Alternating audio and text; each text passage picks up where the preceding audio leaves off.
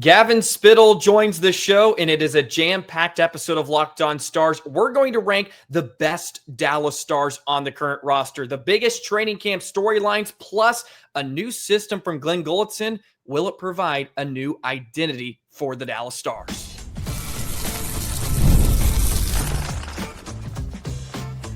You're Locked On Stars, your daily podcast on the Dallas Stars, part of the Locked On Podcast Network. Your team every day. Howdy, Stars fans. I'm Joey Erickson, former producer of 105 Through the Fan. Please be sure to subscribe. We are free and available wherever you get your podcasts and on YouTube. And as always, thank you so much for making us a part of your day and making us your first listen. I hope everybody enjoyed a Labor Day weekend, got some good food, hung out with the family, and enjoyed some time off. But we're right back into action here on Locked On Stars and got a fun episode for you today. Gavin Spittle of 105 Through the Fan. More importantly, of course, Spits and Suds, the host of that wonderful Dallas Stars podcast, as well as joining us today. Gavin, thank you so much. How are you, good sir? Well, since I'm the boss of 105.3 The Fan, I don't know if it's more important. Fair. Yes. Hockey season is coming up. This is so amazing. I'm super excited. I'm jacked. I feel like yesterday we were talking about, what are we going to do against Edmonton? And here we are now with new coaching staff, new players, and it's going to be great. Training camp is just a couple of weeks away now. I believe it begins September 17th, 18th, around that time down in Frisco. We're going to talk about some of the biggest training camp storylines, or at least ours. We're also going to talk about Gulutzan, the new system, and maybe what to expect. But first, I wanted to do this exercise with a guest. I did this episode a couple of weeks ago where I ranked the best Dallas Stars because we were asked to do this as a network. We're going to put together a top 100 list of the top 100 players in the NHL. So they asked each host of the respective teams to get together a list of their 1 through 7 or 8, depending on how deep your roster is, your rankings of the players. So I thought this would be fun to do a little comparison, and would love to hear your thoughts, because there was a few that I got to a point where I was like, oh, this is a little bit more difficult than I thought. So I'm curious to hear your list, and we're going to compare a bit. But I'll sort of let you have the floor, and you can start off and let me know why you came to this decision a bit, and you can elaborate some as well. Okay, there was a battle at the top, actually. And the reason is because both are premium at their position. So at the end of the day, I put Miro Heiskanen first because I think there is a lot more value as far as a number one defenseman. So Miro Heiskanen, who I have in my top 10 as far as NHL defenseman, falls as the number one top star. I think if he leaves this franchise via injury, as we saw last year, they have to make some moves to account for that. Number 2, I have Mikko Rantanen. There's no surprise that in many top 10 fantasy lists, Mikko Rantanen is in the top 10. Point production is there. The consistency is there. The guy's a dog. He wants to win. So Mikko Rantanen is my number 2. I'm expecting a big year. I'm excited for him. I don't think we've had a superstar like this in the franchise probably since Mike Modano. As far as the aura surrounding, and kind of one of those guys that you go to 20 people and ask, they're going to say, yeah, elite. So there's no question about Mikko Rantanen's skills. Number 3, the other premium position, I have Jake Ottinger, one of the best in the league. Once again, you go around the league and you ask people, and they say he is one of the top goaltenders in the league, easily in the top 6. So, of course, he'd be in the top 3 for my Dallas Stars list. Number 4, borderline top 10 defenseman now, and I think by the end of this year, he will be in the top 10. By many lists, he might already be in the top 10. Let's see how he performs in the Olympics. I think he'll make the Olympic team. Thomas Harley, terrific defenseman. Of course, we don't want it too high because that's good negotiating power for Jim Nillen. Yes. As that contract's coming up. But what a story Thomas Harley has been. That number 1 or that first round draft pick certainly has paid major dividends. So this is where the list gets interesting Mm-hmm. because you told me that you might actually have 7. So I went 7. Okay. Okay. Next on my list, Matt Duchene. And the reason is Wow. the consistency throughout the career of Matt Duchene. That's Number fair. 1, since he has become the Dallas forward on the Dallas Stars, one of your top point producers, as well as I call him a line solidifier in that. To me, you look at Sagan's performance, you look at Marchman's performance, and then when those guys go down, you look at Granlund's performance. Matt Duchene provides chemistry. Now, this is just a Dallas Stars list. I think Matt Duchene is vital to this franchise for the next. What will the 4-year contract? Will it get tired? Will it get old? We don't know. But for now, that's a great signing for Jim Nill because I think Matt Duchene provides more to this team than the next 2 players. Next up, Rupe Hentz. The question with Rupe Hentz is the consistency to be a number 1 center that we've seen elsewhere.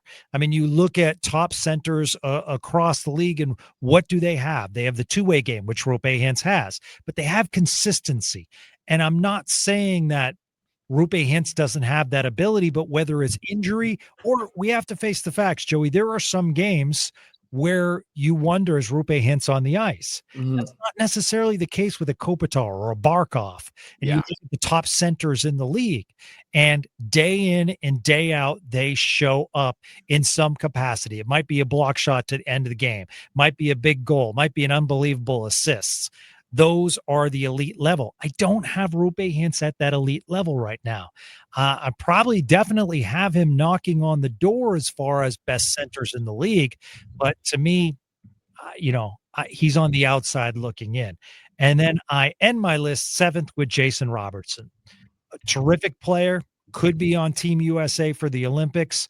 Contract's going to be a huge situation. At the same time, terrific ability to have the puck find him. And for people that don't say that's a skill because you need to know where to be when that puck pops out. And I think Jason Robertson does an amazing job. Real nice shot. He's one of those guys where if you scout, you're going to say, I don't know. He doesn't flash on the ice. He's not the fastest skater, but he scores, he puts up points. He put up big points toward the end of the Edmonton series. I think he's a little bit underrated as far as a two-way forward.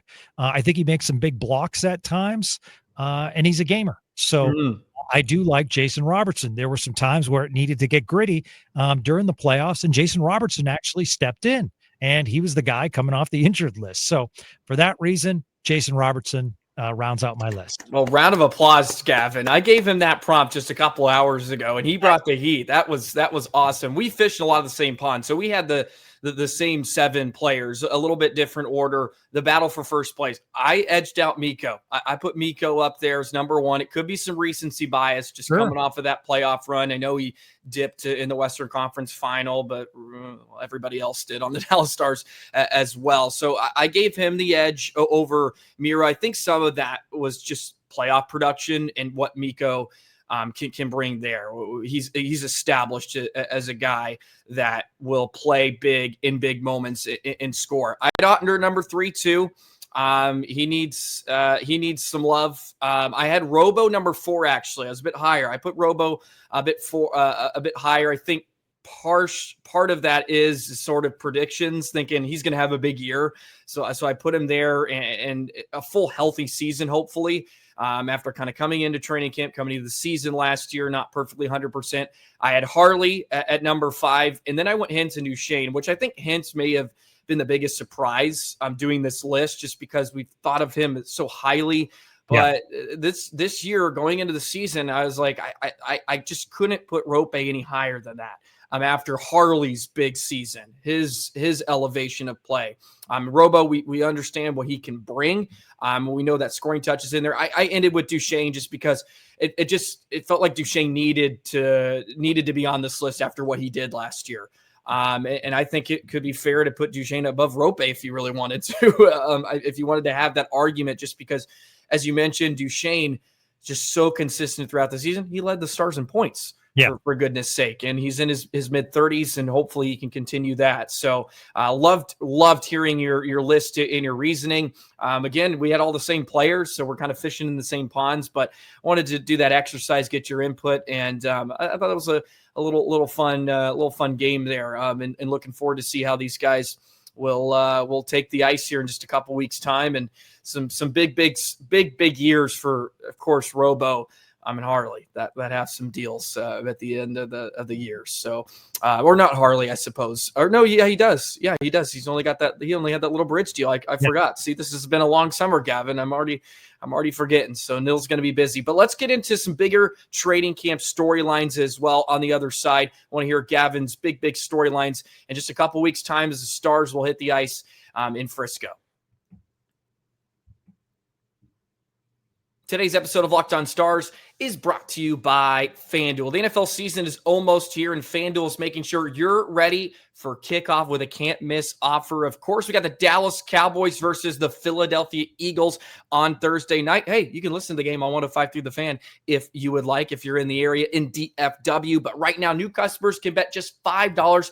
If your bet wins, you'll get $300 in bonus bets to use across the app. FanDuel is great. It's easy. You can make a same-game parlay. You can bet on the live action as you're watching the game unfold on Thursday night. It's quick, easy. Have a little fun on Thursdays and, of course, on Sundays with football season right around the corner. So are you ready to play? Download the FanDuel app today by visiting FanDuel.com to get started. That's FanDuel.com to place your first $5 bet. So a lot of intriguing storylines, of course. The guy with the Dallas Stars, we got a new coach. Free agency was a bit dull, but to be expected. They did bring some guys back.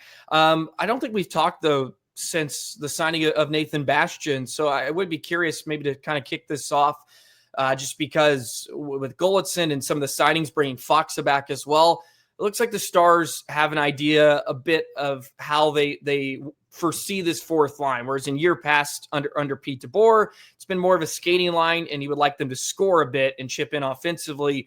But right now, it looks like it's going to be sort of that prototypical checking line with like the Como days, right? With the FCC line. So curious your thoughts on that signing and sort of where you see the Stars heading into training camp.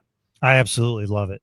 I mean, I am elated with Nathan Bastian. First of all, we need to talk about the contract because the contract's really important when it comes to the Dallas Stars because they do have cap restraints. So you're basically looking at you got Bastian on an NHL deal for what some minor leaguers are getting paid. So terrific late off-season signing by Jim Nill and his crew. Here's what he brings to the table. So last year he played in just over 50 games. Big body, 6'4", very Bischel-like, a wide body. But here's the fascinating thing is he is one of the better checkers in the league, but he doesn't take a lot of penalty minutes. He's a clean checker. And that to me, when you look at checks, the amount of checks and the amount of penalty minutes, that to me says a lot because there is an art to check. And if you're late or if you go in with, the shoulder too high, that's going to draw penalty minutes. The other thing I like about Nathan Bastian, he's won't necessarily start, but he's not afraid to stick up for his teammates. Quickly, you'll see on the Bastian tapes out there that he threw with the best of them. And they were because they took out one of his teammates. So had a nice conversation with Colin Blackwell, and he played with Bastian in Seattle and really liked him a lot. So he says he's a good room guy. So I think this does a couple of things. You're right, Joey. It establishes what they want to do with the fourth line, which I really like, but it also provides a layer of depth where you don't necessarily have to make up a call from Texas that can a Bastian play a third line, role for a few games? Absolutely he can. I mean, this is a guy that has years of experience in the league, but he's not that old. I think he's like 27 years old. So, he's on a 1-year deal right now. So there's a lot of incentive for Nathan Bastian to have a career year. So I'm excited all around. I think it provides depth. I think it provides physicality. And you know what? He actually has some soft mittens as well around the net. So, maybe he can score you 5, maybe he could score you 6, but he's not afraid to shoot either.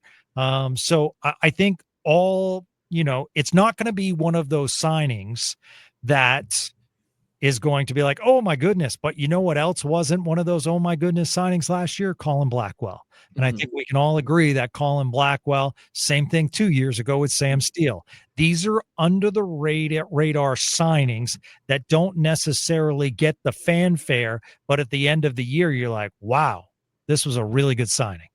Yeah, and we were discussing the potential call up of maybe a Justin Ritskovian or even an R2 Huru coming in training camp, but maybe the Stars saw those two guys as players that are just not going to play a full 82, or at least have the opportunity to make the opening roster and play a full season. Whereas Bastian, he's established himself in the NHL. He packs a punch. And let's face it, he's a different style than Uhuru or Ritskovian, who, if they're coming up, you're hoping they can maybe provide some scoring, even, or at least some minutes on that fourth line. Bastian, I think, fits that role better. And you can tell I think there's a pretty obvious direction that the Stars and Gulutzan are going with some of those storylines to be a bit tougher, which we'll get to some a bit later on in the show.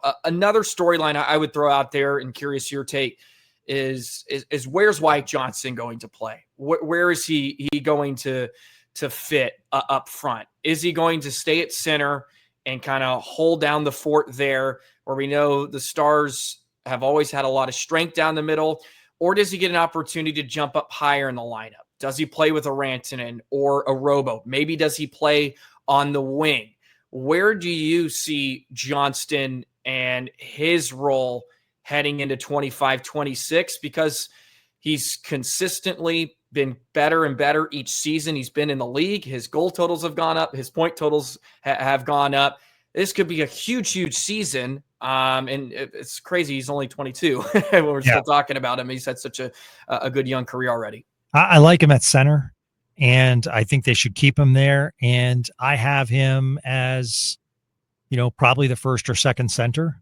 And that might mean Matt Duchene moves to the wing. Yeah. I think the best part of this year with the addition of Mikko Rantanen is you don't have to do this on the fly. So you can go through practices and pregame, and you are not alarming your team because you could say, we're going to sit Hintz tonight, which is something they do now as a regularity in the preseason. They have their starters play. Some starters play one game, some starters play the next. So you could try out that connection, and you'll see it in practice as well. So I would not be surprised if Wyatt Johnston moves up and Rupe Hintz moves down. I would not be surprised to see Rupe Hintz move to the wing. There are a lot of options, and I think that Glenn Gulutzan has the time to sort it out. So my biggest thing is that, with Robertson and the contract, am I going to pay someone $11-12 million to not be on my first line? Mm-hmm. So that's something that is in the back of my mind as well. But, we're not there yet. So I could easily see Wyatt Johnston playing on that first line, centering Robertson and Rantanen, and then you move Hintz, down, and you go from there. Yeah, and Rope, he doesn't play a ton, at least minutes wise. Like last year, Wyatt just played more, especially down the stretch. I feel like Wyatt was given more opportunities, and I think there's going to be less balance too under Gulutzan. It's Pete kind of like to roll 4 lines. I don't think you're going to see Gulutzan afraid to just like kind of load up some minutes on some of these young guys. And if you did put Wyatt on that top line, as you mentioned, which I would be very, very in favor for. You give Rope some less minutes, maybe that way he can be a bit fresher, because we all know he's a bit fragile at times. I don't mean that as a criticism, but he finds ways to he gets hurt, whether it's on him or darn on there's like 2-hand slashes his boot. Yeah, absolutely. And let's go a step further. One of the things we don't talk about, because it's not really an exciting topic, is spacing. And one of the aspects that Mikko Rantanen brings to the table is you have to account for him for that shot, that one-timer off to the side. So you cannot cheat and go into the middle. And let's look at the highest percentage of Wyatt Johnston goals. Almost all of his effectiveness is straight up the middle. So if you put him on that first line, he's going to have space in that middle. And I kind of like that aspect, and analytics will tell you that. So whoever plays with Mikko Rantanen gets more space. And we don't necessarily talk about that. We look at point production, but we don't necessarily talk about the space on the ice that Mikko Rantanen, specifically, we see it on the power play. You cannot cheat on Mikko Rantanen. You have to play that side. Therefore, it opens up that middle bumper position on the power play. And I think that goes right into the criticism or conversation Stars fans had with Johnston last year, especially down the stretch in the playoffs. He was clamped with Jamie Benn and Evgeny Dodonov, who I just are not going to bring out the best in Wyatt Johnston. Wyatt playing with Rantanen is going to elevate his game, because, as you mentioned, like, they have to take into account, they have to try to stop 96 and now 53. Whereas when Johnston's playing with Ben and Dodonov, it's like, okay, we just got to try to slow down 53. They can key in on him a bit more. And whoever you put on the other flank, Rantanen, it could be Robo. Now you're like, oh my God. Now there's a lot of issues. And I think Johnston, I did an episode on this as well. I think he's really going to thrive now in this sort of new role, getting to play alongside maybe just some better players. I think that's fair to say. Like Ben, we saw at the end of last year, his game is not what it once was. Dodonov, all the credit in the world, he had 20 goals, but he's not a special player like a Rantanen or even a Robo that Johnston may consistently get to play with next season. Whereas last year he played the most amount of minutes with Dodonov and Ben, and I think that just seemed to run its course. I think this is the first time we get to, he's proven himself. Now he's going to get the opportunity where, as you said, he could be that number one center for Dallas, and they're going to ask him to play some of those higher leverage minutes, which also comes with a bit of a learning curve too. The Stars could maybe shelter him down that third line, whereas now he's going to have to play against some of the best, and he's already had that opportunity, of course, and he's had a lot of success in the postseason, albeit I know it was a rough one this last year with the plus minus and all that good stuff. That certainly did not go well. But where are the Stars going to go from here? Where are they going to make some changes? Glenn Gulutzan obviously has this direction, this philosophy in mind. So I'm curious to hear Gavin's thoughts on what is this new identity? Will we see one from the Dallas Stars in 25-26? We'll discuss that in just a moment.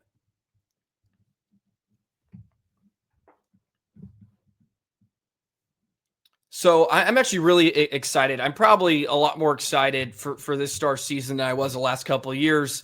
Although we know the Stars were good and they had a chance to win a cup, like that was sort of obvious. But I am excited just because there is some changes. Like there is some unknown here. Whereas I felt like last year is just like, okay, we know the Stars are good. They're going to get in. Okay, the playoffs is really the real test for them. But now we got Gulutzan. And it's this change and philosophy, potentially a new system. So I'm curious where you think that the Stars are headed, and how do you think Gulutzan is going to get the best out of this roster? Because right before DeBoer, the Stars were so good defensively. They maybe lacked some depth. They struggled to score enough. And then under DeBoer, they found a good balance. There was always a good balance of scoring, defense, goaltending, but it always seemed to unravel at the wrong time. So where does Gulutzan go from here? Because he even said there cannot be this, 18, 20% change. It's about 1% to see if they can get them over that hump. But where do you see Gulutzan, and potentially where is this new Stars identity going to live between that physicality, but still being skillful enough and all that, play fast? I think it'll be a huge compliment if we don't like notice it. If we notice it but don't notice it, if you know what I'm saying. And partly because, basically everyone in hockey kind of plays the same system or knows the systems and stuff. It's just how you execute and your consistency. So I expect this team under Glenn Gulutzan to stop that roller coaster start and stop.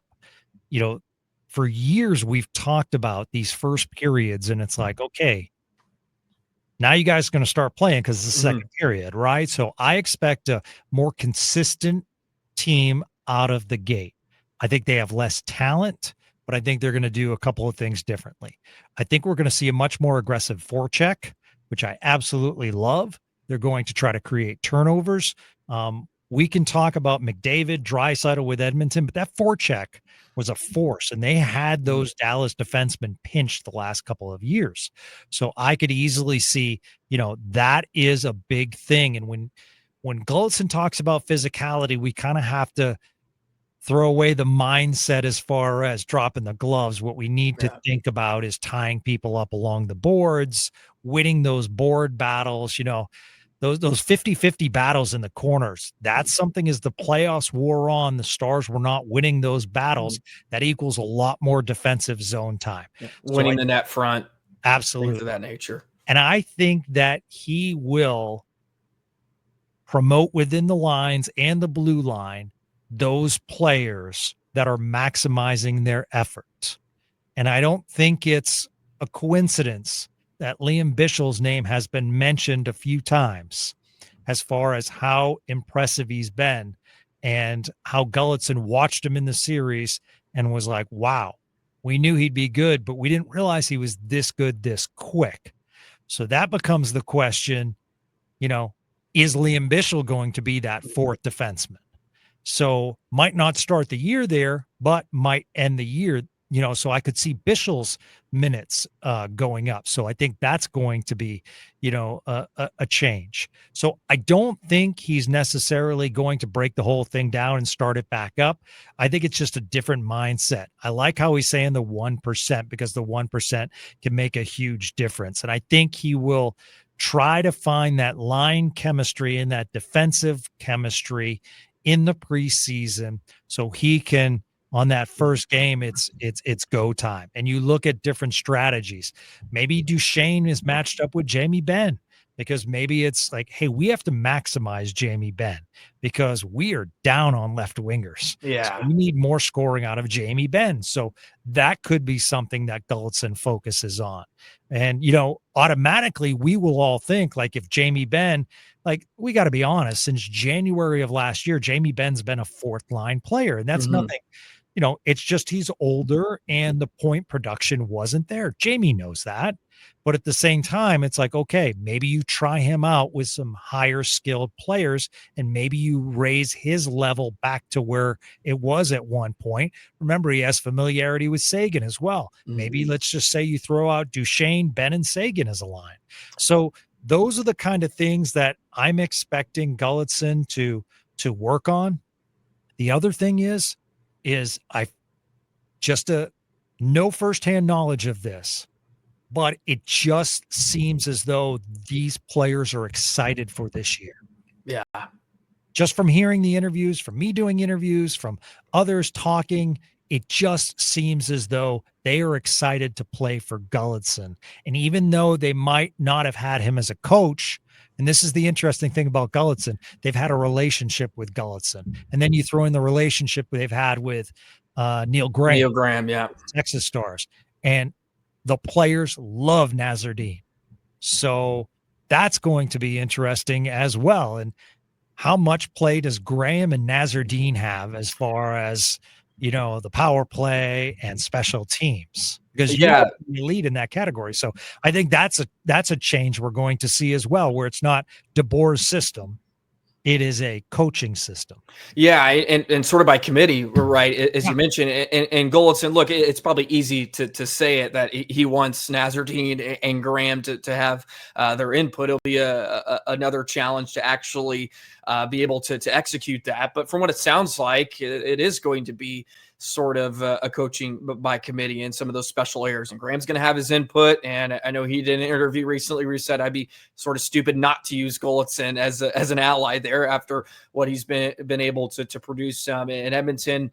So I think the Stars have done a lot of great things. Ben is a great point there.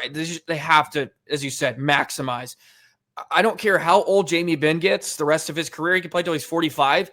He has to have more than one power play goal in a season. Yeah. I'm sorry. He should at least have 3 or 5. I don't care if he's playing 50 years old. Jamie Benn's too good. You can just throw him up in front of the net and find ways to get him goals. And I know he started to tail off last year, but still, one power play goal is just like, my goodness, Ben is too good. I know he's not going to play as many minutes there as he once was, but that has to be done. But yeah, the physicality, and I think I'm curious, you brought the forecheck, if maybe Gulutzan watching a season ago thinking they were a bit too heavy relying on the odd man rush, or they were relying on that counter attack where the Stars were pretty good off the rush, but they struggled to produce scoring chances when they were cycling or they had offensive zone time. They just struggled to get pucks to the net, and they were just relying on, a mistake by the opposition. So that aggressive forecheck, as you mentioned, to go win some of those battles and then be able to filter that puck. It's one thing to win the puck, but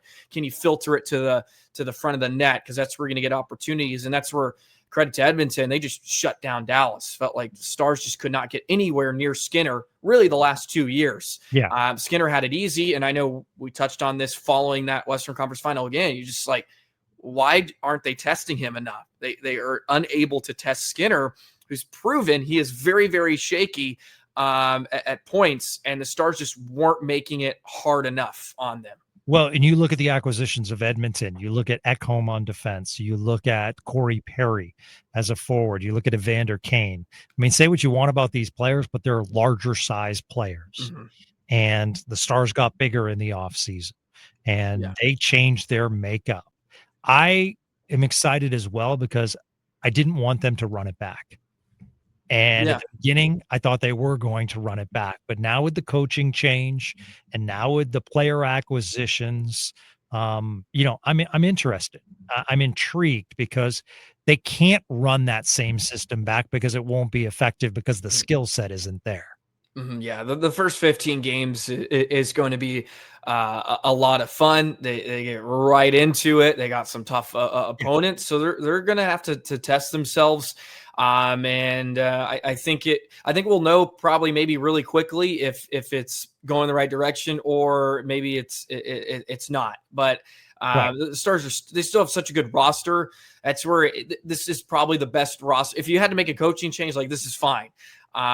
Because it's not like this is a full rebuild. You're not getting rid of a ton of core players. Like everything's right there. It's now just trying to give them that extra push in the rear end. And hopefully it works. Well, the other thing, Joey, you mentioned the first 15 games. If let's take those first 3 games of the season and move them to January. If at Winnipeg, at Colorado, and home for Minnesota, and you said, I'll take 3 points out of that. Yeah. But at the beginning of the season, it's going to be full panic mode if you only get 3 points. Yeah. For those that don't know, playing Winnipeg with any kind of energy in that building, that is a whiteout. That's a tough venue to play. Then you play a stacked Colorado team. It's the deepest Colorado team I've seen probably since their Stanley Cup run. So they're going to be a factor. And then you get Minnesota, and, playing in your division is never easy. So, and you most likely have a healthy Kirill Kaprizov playing in that game. So tough. I'll be asking a lot of questions. They go 0-1, Gavin. I'll be asking a lot of questions. We may be out on the whole Gulutzan thing. I've been pro Gulutzan, but 0-1 to start. We'll be asking a lot of the tough questions. But I like I said, I'm just this is most fun, or at least most intriguing season upcoming, just because of the different changes. Whereas in the last couple of years under Board, it's like, all right, we kind of knew what they had, and it was just like, let's just get through this 82 game slog. But now there's some more intrigue in this 82 game slog. Who knows? Maybe they'll run the table off the hop, and we're here in January, and we're like, okay, like here they are again. Let's see. Which I'd rather take over that than being on the outside looking in to a playoff spot. So let's hold on to a top 3 spot and get geared up. So it's going to be a lot of fun and a lot of intriguing stuff here in the next couple of weeks with training camp right around the corner. Gavin, appreciate you hopping on during the lunch break. We get in here and get a pod out. I appreciate you taking the time. Always good to hear from you. You were fantastic today. That was a flawless 9 innings from you. So well, maybe not the no-hitter, but maybe you scattered a couple hits. I love these collabs, man. I love doing these collabs with you. It's a great conversation. And the fact that we're talking stars already, I mean, this is, with everything happening here in DFW with the Cowboys trade, Rangers back in the mix, but they were down for a while. Mavs are the Mavs. It's ripe for the picking for the Stars, and I think they know that. Hopefully that's not added pressure. So yeah, it's great. It's exciting off season, and I'm sure we're going to have more of these collaborations to come, man. Always love being on with you. Thank you. Be sure to follow Gavin Spittle. You can follow him on Spits and Suds. Yes, be sure to give him some love. You can follow his podcast there, Spits and Suds. He's always got wonderful guests on each and every week, and he's pumping out episodes all summer long. He's pumping out episodes all season long. So be sure to follow him there. You can follow Locked On Stars as well. Subscribe, hit the notification bell, drop a comment below. We want to see your list. What is your list if you had to rank the best Dallas Stars currently on the roster, and maybe some of your expectations for Gulutzan this upcoming year? But have a great rest of your day, Stars fans, and we'll see you on the next episode of Locked On Stars and Spits and Suds, respectively. So long, Stars fans.